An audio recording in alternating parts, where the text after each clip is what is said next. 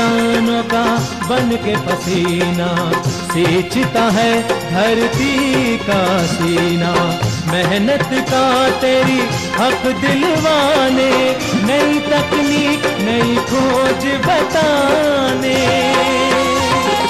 पशुधन को गुणवान बनाना, पौध सुरक्षा को सिखलाना, खेती के सब गुर समझाने, भारत का सरताज बनाने। आठों पहर है संग तुम्हारे, अन्नदाता अन्नदाता। नमस्कार, आप सभी का स्वागत है अन्नदाता कार्यक्रम में। आपके साथ मैं हूं सोनाली सिंह। हमारे देश के किसान जन का पोषक है, वह श्रम का देवता है, अन्नदाता है। उसमें ही भारत की आत्मा निवास करती है। ऐसे ही किसानों की प्रगति के लिए हम खेती बाड़ी से जुड़ी हुई बहुत सी नई लाभकारी जानकारियां हर रोज सुबह लेकर आते हैं। तो चलिए कार्यक्रम शुरू करने से पहले देखते हैं क्या है आज के अन्नदाता में। मेंथा की उन्नत किस्में और वैज्ञानिक तकनीक से खेती।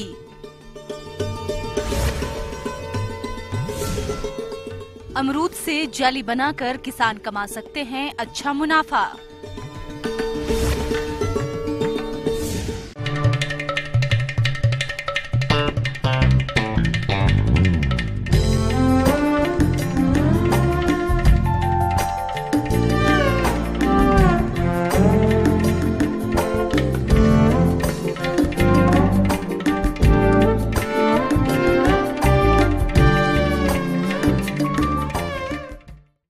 हमारे देश में कई दशकों से औषधीय पौधों की खेती होती रही है। किसान इससे अच्छा मुनाफा भी कमाते हैं क्योंकि इनका इस्तेमाल कई तरह की दवा बनाने में होता है और बाजार मांग हमेशा बनी रहती है। इसी तरह की एक फसल है मेंथा, जिसकी खेती कर किसान मोटा मुनाफा कमा सकते हैं। तो चलिए मेंथा की खेती पर विस्तार से जानते हैं बिहार कृषि विश्वविद्यालय सबौर जिला भागलपुर के बागवानी विशेषज्ञ डॉक्टर परमवीर सिंह से।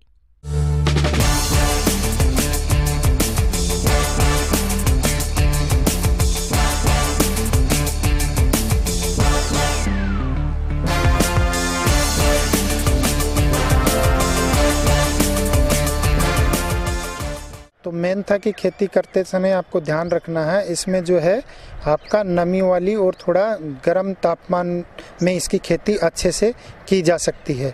और इसका जो है मिट्टी के लिए जब बात करें तो इसकी मिट्टी जो है दोमट मटियार मिट्टी जो है चिकनी वाली मिट्टी होगी, वो भी इसके लिए उपयुक्त होती है। तो उसमें हम जिसका आपका पीएच जो है 6.5 से 7.5 पीएच होता है, वो भूमि इसके लिए उपयुक्त होती है। फिर बात करते हैं इसकी खेती कैसे करेंगे।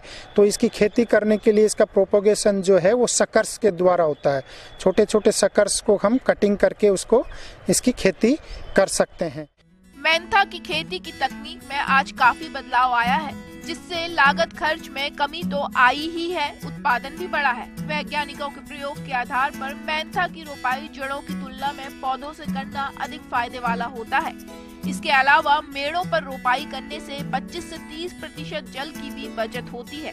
जड़ या पौधे अगर किसी किसान से लेते हैं तो काफी महंगा पड़ेगा, इसीलिए आप खुद ही जड़ों से पौधे तैयार कर लें। दिसंबर या जनवरी के महीने में लो टनल में पौध तैयार करके इस समय रोपाई कर सकते हैं। पौधों से रोपाई करने से अधिक उपज मिलती है, जबकि जड़ों से रोपाई की गई फसल से उपज कम मिलती है। और फिर बात करते हैं इसके लिए कौन कौन सी जो है किस्में यानी प्रभेद जो हैं उपयुक्त होते हैं। तो इसके लिए जो सबसे ज़्यादा मेंथोल यानी ऑयल निकलने वाले, मेनली इसका जो है ऑयल के लिए इसका खेती करते हैं। तो इससे ऑयल निकलने वाले जो है इसमें 0.8 से लेके 1% तक का ऑयल होता है। तो इस ऑयल को निकालने के लिए विभिन्न प्रकार की किस्में उपलब्ध हैं, जैसे कि सी मैप से निकली हुई आपकी किस्में हैं। तो एक हिमालय है, फिर आपका गोमती है, शिवालिक है, एक कोसी है। इन प्रभेदों को हम लगाकर इससे अच्छा ऑयल एक्सट्रैक्ट कर सकते हैं, ऑयल निकाल सकते हैं।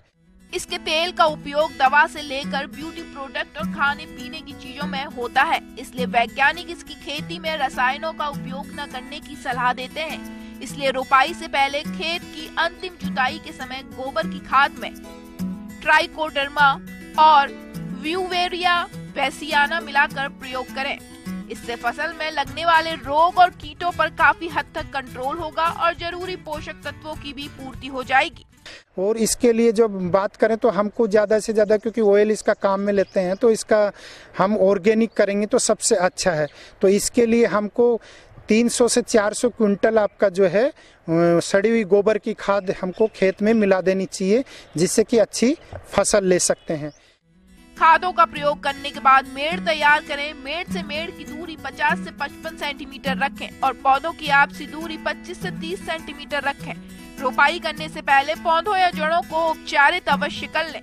तो लगाने के लिए अगर हम कटिंग से इसका शक्कर से तैयार करते हैं तो शक्कर जो है हम अगर इसका थोड़ा पहले से पौध तैयार कर लेते हैं, जैसे आपका अक्टूबर नवंबर में हम इसका लगा लेते हैं नर्सरी में, तो उसके फिर कटिंग कर करके छोटे छोटे हम बाद में भी लगा सकते हैं, या फिर हम पूरे रूट हैं जो जड़ें हैं उससे भी हम इसको लगा सकते हैं। तो इसका लगाने का समय जो आपका है, आपका जनवरी से लेकर फरवरी और लेट में लगाएं तो मार्च तक भी हम इसको लगा सकते हैं। रोपाई अगर जड़ों से कर रहे हैं तो रोपाई के बाद हल्की सिंचाई करें, लेकिन अगर पौधों से रोपाई कर रहे हैं तो खेत में भरपूर पानी भरें, उसके बाद ही सिंचाइयां हल्की दें।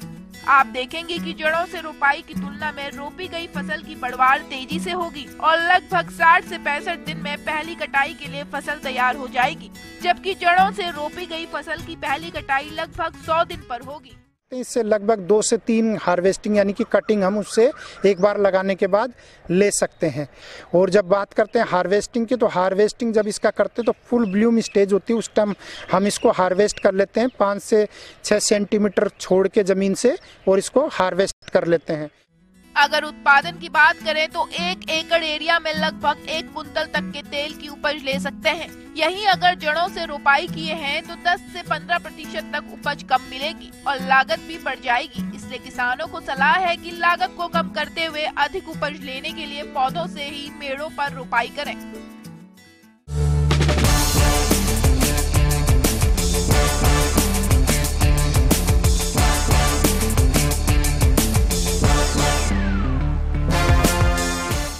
किसान भाइयों, अब लेते हैं एक छोटा सा ब्रेक।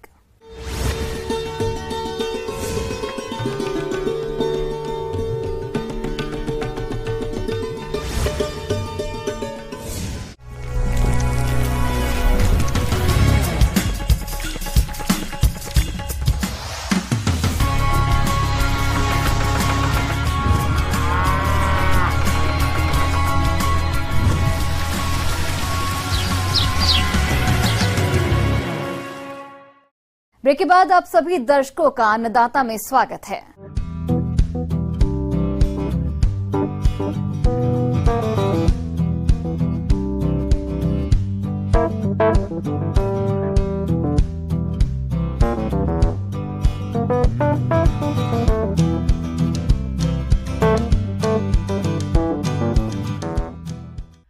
बागवानी में अमरूद का अपना एक अलग ही महत्व है। अमरूद फायदेमंद, सस्ता और हर जगह मिलने के कारण इसे गरीबों का सेब भी कहा जाता है। ये vitamin C, vitamin B, calcium, iron और फास्फोरस से समृद्ध होता है, इसीलिए बाजार में इसकी मांग हमेशा बनी रहती है। लेकिन कई बार बाजार में एक साथ फलों की आवक के कारण किसानों को इसका दाम नहीं मिल पाता, जिससे किसानों को घाटा उठाना पड़ जाता है। ऐसे में किसान अमरूद से जेली जैसे सह उत्पादक बनाकर इससे अच्छी आमदनी कमा सकते हैं। तो चलिए इस बारे में जानते हैं बिरसा कृषि विश्वविद्यालय जिला रांची के कृषि वैज्ञानिक डॉक्टर रेखा सिन्हा से।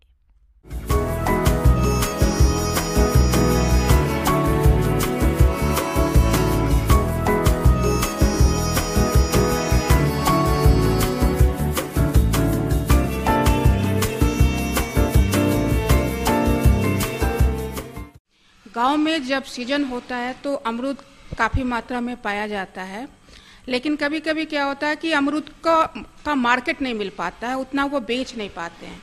तो उस समय अगर वो अमरूद को परिरक्षित करें जेली के रूप में, तो खासकर महिलाएं तो उनसे वो बेहतर आय प्राप्त कर सकती हैं। और ये बनाना बहुत आसान है, तो घर में जो उपलब्ध सामान है उसी से ही उसको बनाया जा सकता है और इसको व्यवसाय के रूप में देकर महिलाएं जो हैं वो इंडिपेंडेंट भी हो सकती हैं। जो मेरा अनुभव है, बरसात के मौसम से ज़्यादा अच्छा जो है जाड़े के अमरूद में पेक्टिन की मात्रा ज़्यादा होती है, इसलिए वो बेहतर जो है जेली बनता है। लेकिन बरसात के अमरूद में भी आपको पेक्टिन प्रचुर मात्रा में पाया जाता है, जिससे आप उसका जो है जेली बना सकते हैं। तो इसको जेली बनाने के लिए जो सामग्री की आवश्यकता होती है, अमरूद है, चीनी है और साइट्रिक एसिड है और एक परिरक्षक पदार्थ होता है सोडियम बेंजोएट। सोडियम बेंजोएट अगर हम नहीं भी डालेंगे तो भी हम जो है 1 साल तक अमरूद की जेली को परिरक्षित कर सकते हैं। अमरूद की जेली बनाने के लिए जो है पहले अमरूद का सिलेक्शन बहुत इंपॉर्टेंट होता है। न हमको ज़्यादा कच्चा अमरूद लेना है, न ज़्यादा अधिक पके हुए अमरूद का चुनाव करना है। जो फुली मैच्योर जो फर्म जो फ्रूट होते हैं उसका सिलेक्शन करना है, क्योंकि अगर आप कच्चा लोगे तो भी उसमें पेक्टिन की जो मात्रा है वो विकसित नहीं हो पाता है, और जब ज़्यादा पका हुआ लीजिएगा तो पेक्टिन जो है वो एसिड में बदल जाता है, जिससे कि जो है जेली सेट नहीं होता है। तो फुली मैच्योर फर्म आपको फ्रूट का सिलेक्शन करना है। सर्दियों में अच्छी क्वालिटी के अमरूद काफी मिलते हैं। इनकी जेली आसानी से बनाई जा सकती है। यह टेस्टी तो होती है, हेल्दी भी होती है। इसे बनाने के लिए सबसे पहले अमरूद के अच्छे आकार लिए फलों का चयन करें। फलों का चयन करते वक्त ध्यान रखें कि फल किसी भी तरह से कीट या रोग ग्रसित न हो, क्योंकि इस प्रकार के फलों से तैयार जेली जमती नहीं है। साथ ही चोटिल या पक्षियों के द्वारा खाए गए फलों का चयन जेली बनाने के लिए नहीं करें। फलों का चयन के बाद फलों को सफाई से अच्छी तरह धोकर साफ कर लें और साफ चाकू से फलों के मध्यम छोटे टुकड़े कर लें। उसके बाद उसको छोटे छोटे टुकड़े में काटकर इतना पानी डालना है कि वो उसके भगोने में वो डूब जाए और करीब 45 मिनट तक उसको उबालना है। आप प्रेशर कुकर का भी इस्तेमाल कर सकते हैं। 2 सीटी लगाने के बाद जो है वो पेक्टिन जो है वो अमरूद से निकल के पानी में चला आता है। उसके बाद उसको छान लिया जाता है। छानने के समय आपको ये ध्यान रखना है कि कपड़े को गाड़ना नहीं है, क्योंकि आप अगर कपड़े को आप गाड़िएगा तो उसका जो पल्प होता है वो भी जो है वो कपड़े से छन के पानी में चला आएगा, तो जेली आपका ट्रांसपेरेंट नहीं होगा। जेली में यही है कि इसमें केवल पेक्टिन एक्सट्रैक्ट लिया जाता है, उसमें फ्रूट का पल्प नहीं डाला जाता है। तो छानने के समय आपको ये सावधानी रखना है कि आपको कपड़े से बस छान लेना है बिना कोई दबाव डाले हुए। उसके बाद जनरली जो हम लोग चीनी मिलाते हैं वो पेक्टिन की मात्रा से हम लोग चीनी मिलाते हैं। पेक्टिन कितना है कि अमरूद में, इसकी जांच आप जेल मीटर होता है उससे किया जा सकता है, या अल्कोहल इथाइल अल्कोहल से किया जाता है, और पेक्टिन की मात्रा के अनुसार उसमें चीनी मिलाया जाता है। जनरली अगर आपके पास अल्कोहल नहीं है, जेल मीटर नहीं है, अमरूद है, उसमें अगर आपका 2 ग्लास अगर आपका जूस हो रहा है, एक्सट्रैक्ट निकल रहा है, तो उसमें आप 1 ग्लास आप चीनी मिला दीजिए। और चीनी की मात्रा के अनुसार से करीब 3 से 5 ग्राम साइट्रिक एसिड मिलाया जाता है पर केजी चीनी के अनुसार। अगर चीनी 1 केजी है तो हम 3 से 5 ग्राम मतलब 1 चम्मच उसके अनुसार से हम लोग उसमें साइट्रिक एसिड मिलाते हैं, और चीनी, पेक्टिन एक्सट्रैक्ट और साइट्रिक एसिड के साथ उसको खौलाया जाता है। तब तक खौलाया जाता है जब तक कि उसकी जो कंसिस्टेंसी जो होती है वो जेली का जमने लायक हो। कैसे हम जानेंगे कि एंड पॉइंट आ गया है? तो उसके लिए चम्मच से उसको जब हम करते हैं तो वो धार की तरह नहीं होके एक सीट की तरह होता है।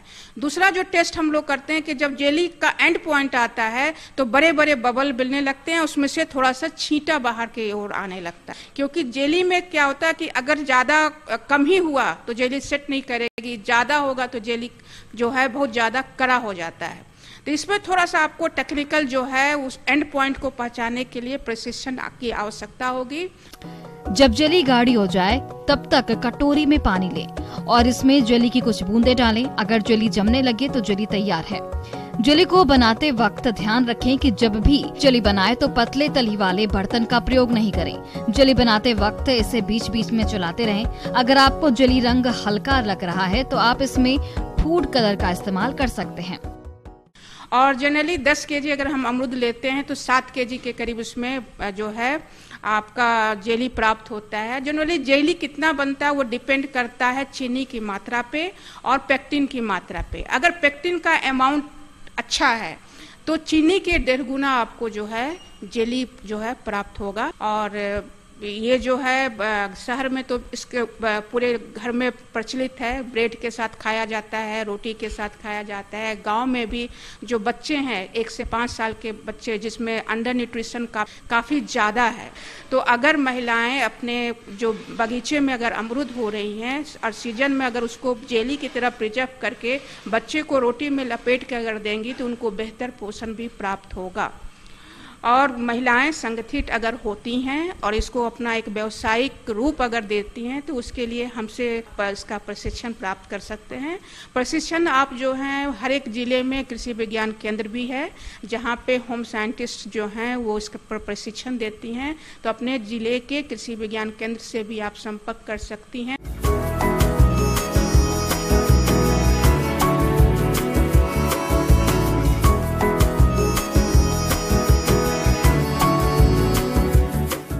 आगे और भी है खेती बाड़ी से जुड़ी हुई बहुत सी रोचक जानकारियां। यहां रुकेंगे एक और छोटे से ब्रेक के लिए।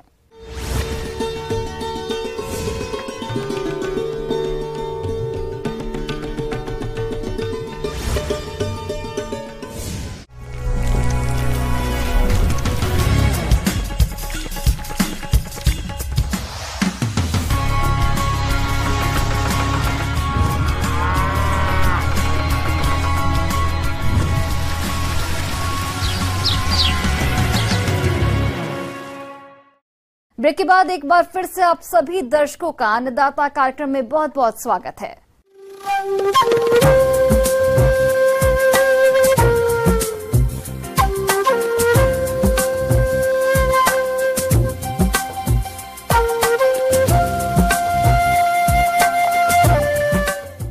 मौसम विभाग के रिपोर्ट पर साप्ताहिक कृषि सलाह इस प्रकार है।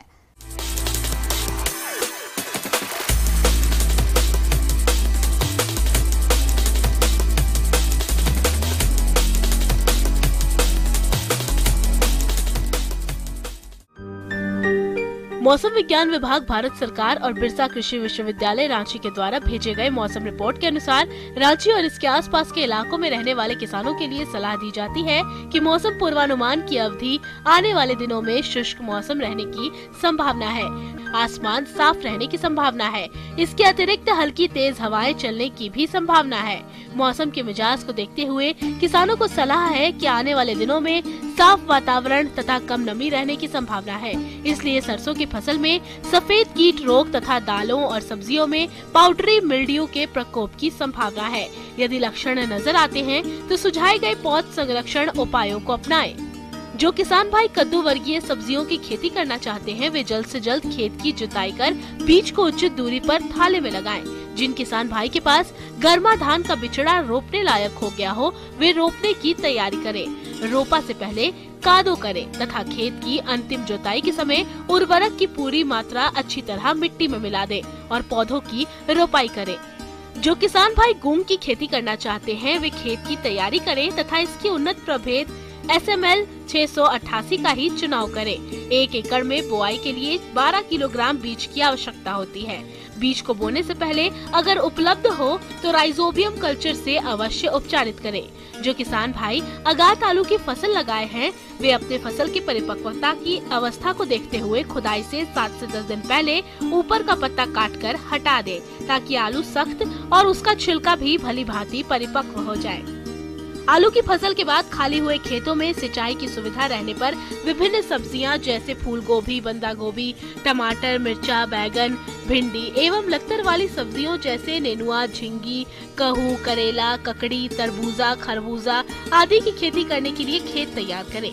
जो किसान भाई गर्मा सब्जियों की खेती करना चाहते हैं वे जल्द से जल्द खेत की जुताई कर उसमें नेनुआ, झिंगी, कद्दू, खीरा, कदीमा, ककड़ी, तरबूज, खरबूजा एवं अन्य लतरने वाले सब्जियों को थाले में लगाएं। जो किसान भाई पहले ही इन बीज को पॉलिथीन में लगा चुके हैं और अगर पौधा लतरने लग गया हो तो जल्द से जल्द खेत की जुताई कर पौधों को थाले में लगाएं।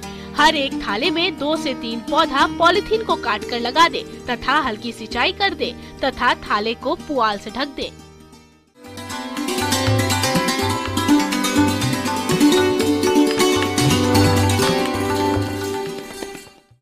आइए जानते हैं अन्नदाता निःशुल्क फोन के माध्यम से पूछे गए समस्याओं का समाधान।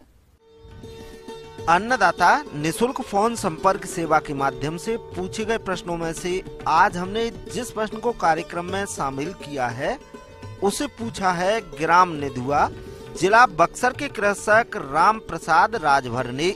ये स्वचालित सिंचाई यंत्र के बारे में संपूर्ण जानकारी चाहते हैं। तो राम प्रसाद राजभर जी, आपकी जानकारी के लिए प्रस्तुत है कार्यक्रम का ये अंश।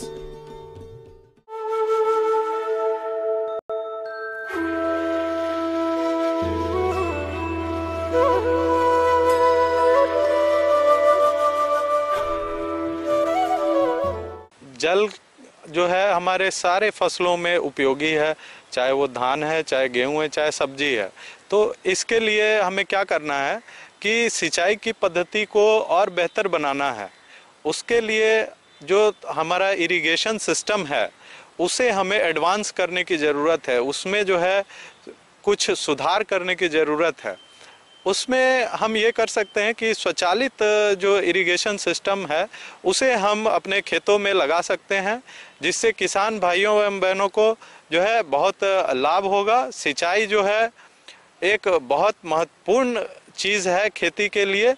जो अच्छी पद्धतियां हैं जैसे ड्रिप इरिगेशन है, स्प्रिंकलर है, उसी में एक आधुनिकता, एक और इम्प्रूवमेंट ये आया है कि हम स्वचालित इरिगेशन सिस्टम इंस्टॉल कर सकते हैं। किसान भाई हैं जो अपना स्वचालित खेतों में स्वचालित नल, स्वचालित सिंचाई की प्रणाली को इंस्टॉल कर सकते हैं।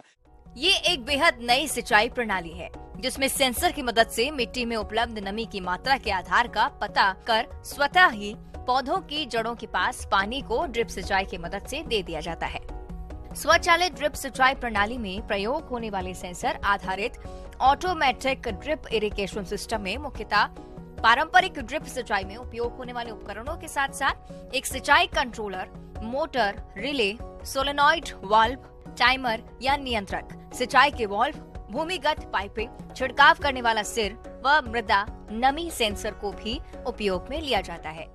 और सबसे बड़ी बात है कि ये बहुत ही लो कॉस्ट है और इसमें जो है ये लोकली बनाया भी जा सकता है, इसका उत्पादन बनाया भी जा सकता है। इसे जो नॉर्मल इसके लिए जो विषय का नॉलेज लगता है वो है बेसिक फिजिक्स, बेसिक इलेक्ट्रॉनिक्स और जो है हमारा C++ प्रोग्रामिंग। माइक्रो कंट्रोलर का उपयोग होता है, सेंसर्स का यूज होता है और बहुत ही सस्ती टेक्नोलॉजी है। मान के चलिए एक सिंचाई अगर छोटा सा, अगर हम छोटे 10x10 का अगर या 10x20 का अगर डिज़ाइन करते हैं तो हमारा 2-3 हज़ार से ज़्यादा का खर्च नहीं आएगा। एरिया बढ़ने पर खर्च बढ़ सकता है। इसमें जो है हमें क्या क्या चीज़ का ज़रूरत पड़ती है इसे बनाने में, तो माइक्रो कंट्रोलर है जो कि आर्डिनो हो सकता है, रास्पबेरी पाई हो सकता है, 8051 हो सकता है, या फिर रिले जो कि एक स्वचालित स्विच हम उसे कह सकते हैं, जो कि माइक्रो कंट्रोलर से जो है निर्देश पाता है। और बाकी सेंसर है, अगर सॉइल मॉइस्चर के आधार पे हमें इरिगेशन करना है तो सॉइल मॉइस्चर सेंसर यूज़ करेंगे, और अगर समय के आधार पे यानी कि अगर हर 5 दिन पे अगर सिंचाई देनी है तो अगर समय के आधार पे जो है स्वचालित करना है तो फिर हमें RTC मॉड्यूल यूज़ करना पड़ेगा। इसकी लागत लगभग आप अगर एक पॉली हाउस, एक नॉर्मल साइज पॉली हाउस के लिए ड्रिप इरिगेशन सिस्टम में इसे आप इंस्टॉल अगर करते हैं तो इसकी लागत लगभग 10 से 15 हज़ार रुपये आएगी। स्वचालित सिंचाई प्रबंधन प्रणाली एक अत्याधुनिक सिंचाई प्रणाली है। स्वचालित सिंचाई प्रणाली अपनी कम लागत और उच्च जल दक्षता के कारण लोकप्रिय होती जा रही है। पानी, उर्वरक और श्रम पर पैसे की बचत करते हुए स्वचालित सिंचाई से पैदावार में वृद्धि हो सकती है। मिट्टी की सतहों और पौधों के शीर्षों को कम भिगोने के परिणाम स्वरूप खरपतवार और कीटों का प्रकोप कम हो सकता है। उसके क्या लाभ हैं? बहुत ही लो कॉस्ट है, बहुत ही कम खर्च है उसका, और मेंटेनेंस भी उसका कम है, और इसको चलाने में कोई असुविधा नहीं आती है। और जो इससे क्या होगा कि किसान क्या कर सकते हैं, क्या फायदे हैं इनके। जैसे कि मान लीजिए कोई किसान है, उन्हें हर 2 दिन पे अगर सब्जी में पानी देना हो तो उन्हें बार बार उसे पंप को ऑन करना होता है, ऑफ करना होता है। तो स्वचालित सिस्टम में क्या होगा कि हमारा नल स्वयं चलेगा और स्वयं ही बंद होगा। तो इससे क्या होगा कि किसान जो समय अपना इरिगेशन करने में व्यर्थ करेंगे, उस समय को का उपयोग करके वो कोई और काम कर सकते हैं। और उसके बाद जैसे ही नमी जो है एक लेवल तक आ जाएगा, बढ़ जाएगा, तो अपने आप स्वयं ही वो ऑटोमेटिकली बंद हो जाएगा। तो इससे क्या होगा, हमारा जल भी बचेगा, बिजली भी बचेगा, किसानों का समय भी बचेगा कि उन्हें बार बार इरिगेशन सिस्टम को ऑन या ऑफ नहीं करना पड़ेगा। इसमें एक और चीज कर सकते हैं कि अगर किसान भाई बहन अगर दूर से बैठे बैठे मोबाइल से अगर ऑन ऑफ करना चाहते हैं स्वचालित सिंचाई सिस्टम को, तो ये भी किया जा सकता है। तो इस तकनीक को लगाने के लिए जो है आप नज़दीकी कृषि विज्ञान केंद्र में संपर्क करें और इसका लाभ उठाएं।